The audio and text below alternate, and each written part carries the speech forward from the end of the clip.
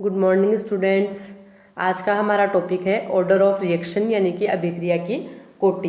तो किसी भी अभिक्रिया की जो कोटि है यानी कि ऑर्डर ऑफ जो रिएक्शन है अभिक्रिया के वेग व्यंजक यानी कि रेट एक्सप्रेशन में उपस्थित अभिकारक की सांद्रता के घात के समानुपाती होती है। ठीक है, यानी कि यदि किसी अभिक्रिया में दो अथवा अधिक अभिकारक होते हैं तो अभिक्रिया की कोटि वेग व्यंजक में उपस्थित सभी अभिकारकों की सांद्रता के घातों के योग के बराबर होती है। ठीक है, फॉर एग्जाम्पल हम एक रिएक्शन पे यहाँ पे विचार करें अगर, तो AA plus BB plus CC gives product, जहाँ पर स्मॉल a b और c क्या है, स्टाइक्योमेट्रिक कोफिशिएंट है, और कैपिटल A B और C यहाँ पर रिएक्टेंट्स है। ठीक है, तो उपरोक्त अभिक्रिया का जो वेग है वो रिएक्टेंट्स A B और C की कंसंट्रेशन पर निर्भर करता है। यानी कि अभिक्रिया का वेग dx/dt is directly proportional to A की power small a concentration of B की power small b concentration of C की पावर स्मॉल c, यानी कि dx/dt equal to rate constant K गुणा कंसंट्रेशन ऑफ A की power small a concentration of B की power small b concentration of C की power small c। यहाँ पर K जो है वो रेट कांस्टेंट है जो टेम्परेचर पर डिपेंड करता है। ठीक है, तो जो K है वो ओनली टेम्परेचर पर डिपेंड करेगा, ना कि रिएक्टेंट की कंसंट्रेशन पर। तो जो अभिक्रिया की कोटि है वो क्या हो जाएगी, N बराबर A plus B plus C, यानी कि वेग व्यंजक में जो कंसंट्रेशन टर्म्स होती है उनके ऊपर जो घातें लगी हुई होती है उनका एल्जेब्रिक सम ही आपके ऑर्डर ऑफ रिएक्शन कहलाता है। ठीक है, तो यहाँ पर अभिकारक A B और C के रेफरेंस में कोटि क्या है, स्मॉल a स्मॉल b और स्मॉल c। इसलिए डेफिनेशन के अनुसार रिएक्शन की जो कुल कोटि है वो आपके रिएक्टेंट्स की जो कोटि दी हुई है, ऑर्डर दी हुई है, इन सबका एल्जेब्रिक सम होता है। ठीक है, तो ये जो आपके ऑर्डर ऑफ रिएक्शन है वो एक एक्सपेरिमेंटल क्वांटिटी होती है, यानी कि प्रयोग के आधार पर ये डिटरमाइन की जाती है ना। अब है अभिक्रिया की कोटि के आधार पर हम अभिक्रिया का क्लासिफिकेशन कर सकते हैं।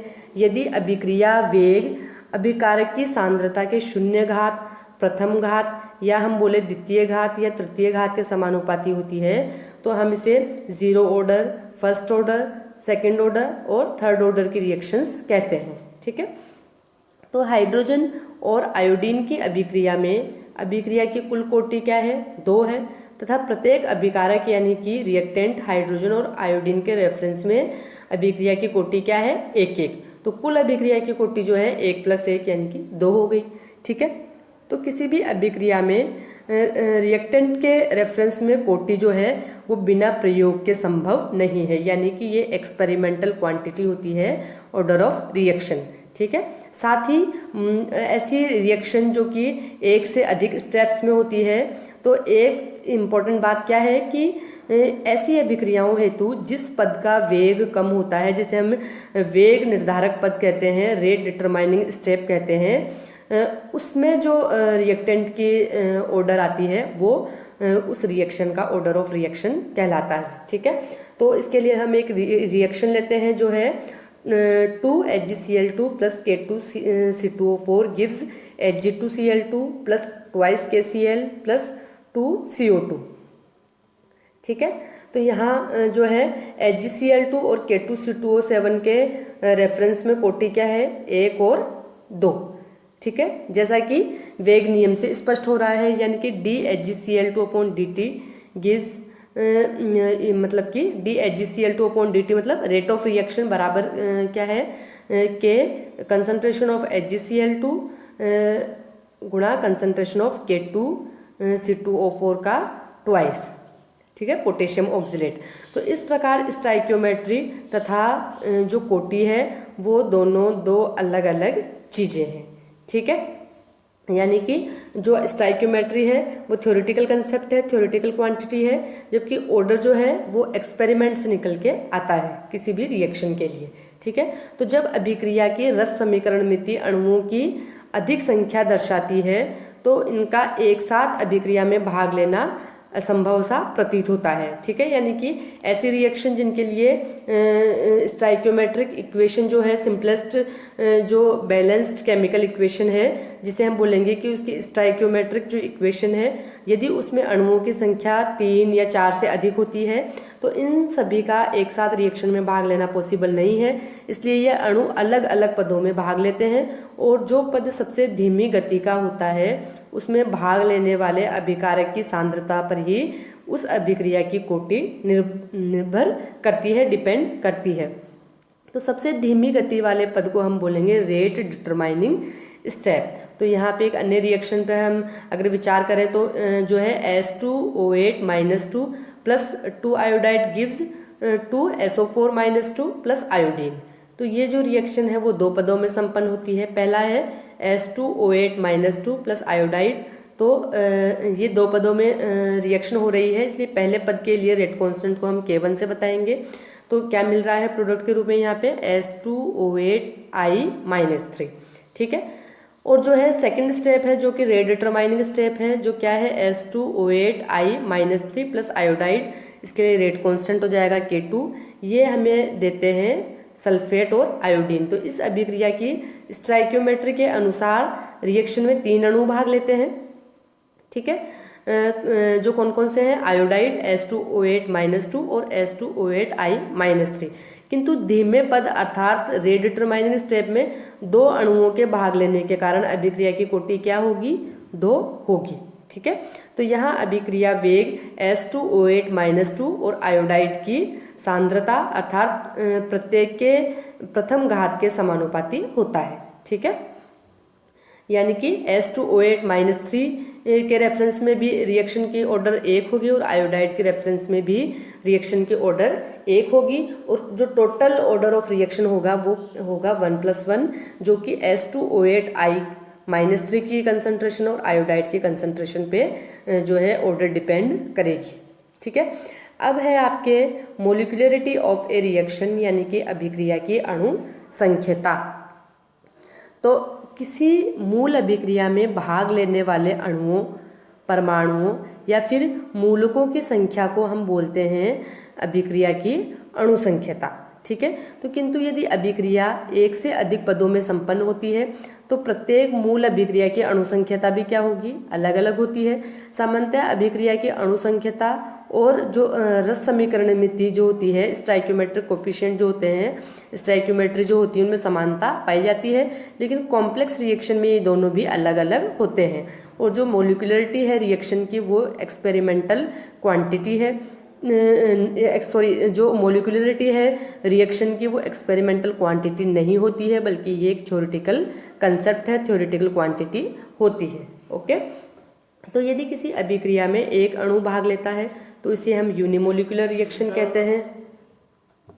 इसी प्रकार अभिक्रिया में 2 अणुओं के भाग लेने पर हम इसे बायमोलिकुलर, और यदि रिएक्शन में 3 अणु भाग लेते हैं तो इसे ट्राइमोलिकुलर रिएक्शन कहते हैं। ठीक है, तो या हम इसे बोलेंगे टर्मोलिकुलर रिएक्शन कहते हैं। ठीक है, इससे अधिक अणुओं के एक साथ अभिक्रिया में भाग लेने की संभावना बहुत कम होती है, इसलिए फिर रिएक्शन जो है वो एक से अधिक स्टेप्स में होती है और अलग अलग पदों में अलग अलग रिएक्टेंट्स यहाँ पे भाग लेते हैं।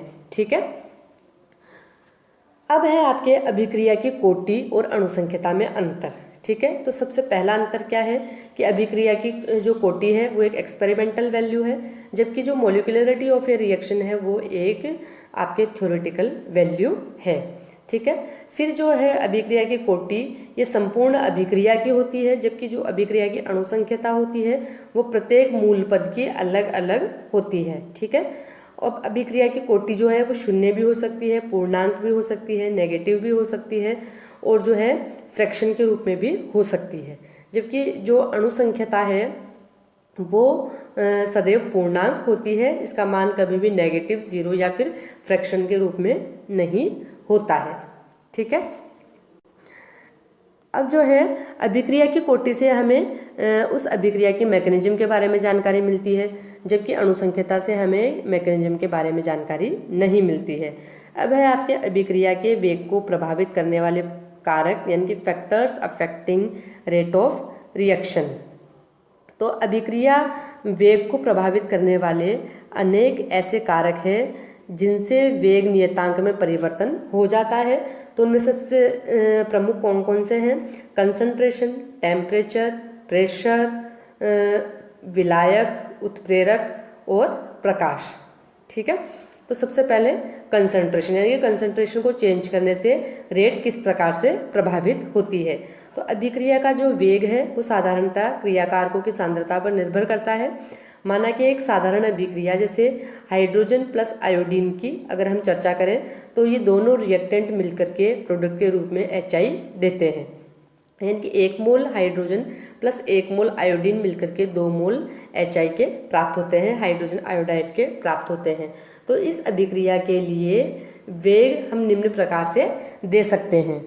1/2 dHi/dt is directly proportional to concentration of hydrogen and iodine। या हम इस इक्वेशन को कैसे भी लिख सकते हैं, प्रोपोर्शनलिटी के कांस्टेंट को हटाने के बाद में 1/2 dHi/dt equal to rate constant गुणा concentration of hydrogen and iodine. यानी कि समीकरण 6.8 से स्पष्ट है कि जैसे जैसे रिएक्टेंट की कंसंट्रेशन बढ़ाई जाती है वैसे वैसे रेट ऑफ रिएक्शन बढ़ता है और रिएक्टेंट की कंसंट्रेशन के घटने के साथ साथ रिएक्शन की रेट भी घटती चली जाती है। H2O8-2 यानी कि पराक्सी डाइसल्फेट तथा आयोडाइड की अभिक्रिया में वेग नियम इस प्रकार से लिखा जाता है, यानी कि पराक्सी डाइसल्फेट यानी कि H2O8-2 कि जब आयोडाइड से रिएक्शन होती है तो सल्फेट और आपको यहाँ पर आयोडीन प्राप्त होता है। ठीक है, यानी कि di2/dt यानी कि rate of formation of product बराबर के कंसंट्रेशन ऑफ पराक्सी डाइसल्फेट गुणा concentration of iodide.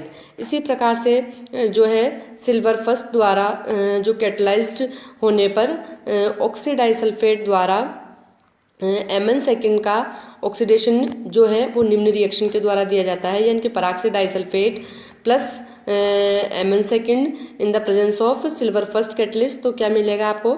Sulphate ion और Mn थर्ड और जो है कैटलिस्ट ऐसा कैसा बाहर प्राप्त हो जाएगा। यानी कि इस अभिक्रिया के लिए वेग नियम निम्न प्रकार से दिया जा सकता है -dH2O8-2/dt बराबर के H2O8-2 गुणा Ag फर्स्ट। यानी कि समीकरण 6.10 से क्या पता चला कि अभिक्रिया का जो वेग है वो Mn सेकेंड की कंसंट्रेशन पर निर्भर नहीं करता है, अर्थात Mn सेकेंड की कंसंट्रेशन में चेंज होने से अभिक्रिया की रेट में कोई चेंज नहीं आता है। इसी प्रकार से जो है आपके यहाँ पर कीटोन की आयोडीन से अभिक्रिया जो है समीकरण 6.11 के द्वारा दर्शाई गई है तथा आयोडीन की सांद्रता में परिवर्तन करने से अभिक्रिया के रेट में कोई चेंज नहीं आता है। यानी कि एसिटिल एसीटोन के आयोडीन से रिएक्शन होती है और ये एसिड कैटलाइज्ड रिएक्शन है। तो यहाँ हम देखते हैं कि जो है वेग व्यंजक किस प्रकार से दिया जाएगा, -di2/dt बराबर के H+ की कंसंट्रेशन गुणा एसिटिल। कभी कभी वेग सांद्रता के वर्ग के समानुपाती होता है, जैसे Tl+3 + H2O2 gives Tl+ + 2H+ + O2। इस प्रकार की अभिक्रिया हेतु वेग नियम निम्न प्रकार से दिया जा सकता है -dTl+3/dt बराबर के Tl+3 की कंसंट्रेशन गुणा H2O2 के पावर 2। जबकि कुछ अभिक्रियाएं ऐसी भी होती है जिनमें कुछ समय पश्चात अभिक्रिया में साम्य स्थापित हो जाता है, इक्विलिब्रियम में स्थापित हो जाता है, अर्थात ऐसी अभिक्रियाओं में उत्पाद की सांद्रता अभिक्रिया के वेग को प्रभावित करती है और ऐसी अभिक्रियाएं जो है वो रिवर्सिबल रिएक्शन यानी कि उत्क्रमणीय अभिक्रियाएं कहलाती है। इस प्रकार की अभिक्रियाओं में जहां अभिकारक की सांद्रता अभिकारक के वेग पर निर्भर करती है उन्हें हम निम्न आलेख द्वारा स्पष्ट कर सकते हैं। ठीक है, यानी कि जब रेट जो है वो कंसंट्रेशन पे डिपेंड करती है तो पहला ग्राफ इसके लिए है, दूसरा ग्राफ जब कंसंट्रेशन जो है वो रिएक्टेंट की कंसंट्रेशन के वर्ग पर डिपेंड करती है रेट, और जब रेट जो है रिएक्टेंट की कंसंट्रेशन की पावर क्यूब पे डिपेंड करती है, तब ये ग्राफ दिया हुआ है तीसरा ग्राफ। ठीक है, तो इस प्रकार से यह स्पष्ट होता है कि अभिक्रिया का जो वेग है वो एक अभिकारक दो अभिकारक के तीन अभिकारकों की सांद्रता पर अथवा सांद्रता के वर्ग के समानुपाती अथवा तीनों कारकों की रिएक्टेंट्स की सांद्रता पर निर्भर करता है।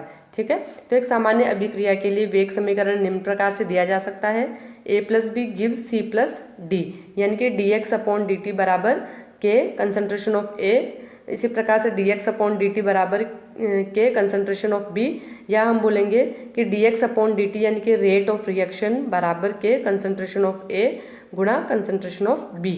ठीक है, इसी प्रकार से रेट ऑफ रिएक्शन बराबर के कंसंट्रेशन ऑफ A⁻² गुणा B, या हम बोलें कि के कंसंट्रेशन ऑफ A गुणा कंसंट्रेशन ऑफ B⁻²।